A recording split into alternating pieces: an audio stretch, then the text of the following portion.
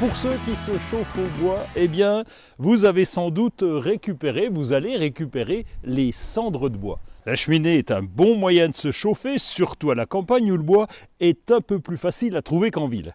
Et une fois consommé, eh bien, il est important de vider les cendres de temps en temps. Ça tombe bien puisque on va pouvoir utiliser ces cendres dans le jardin. Alors on parle bien entendu de cendres de bois non traitées, un bon bois naturel. C'est en fin d'hiver qu'on va pouvoir étendre les cendres au jardin.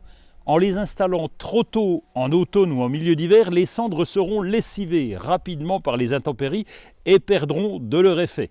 Les cendres sont riches principalement en calcium, mais aussi en potassium qui stimule l'enracinement et la fructification des plantes. Veillez à utiliser les cendres lorsqu'elles sont froides, bien entendu, et si jamais il y a des petits morceaux de charbon de bois, il faut trier un peu, il faut les retirer. On peut les pendre à raison de 2 grosses poignées au mètre carré, ça correspond environ à 100 grammes.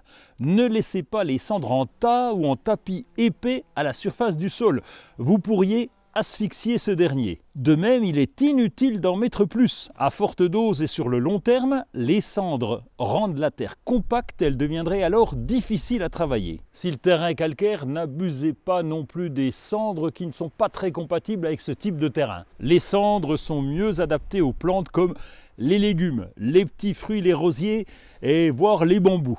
Les cendres ne font par contre pas bon ménage avec les plantes de terre de bruyère comme les rhododendrons. On peut aussi en mettre dans le compost, mais là aussi c'est sans excès, 1 à 2 poignées de temps en temps.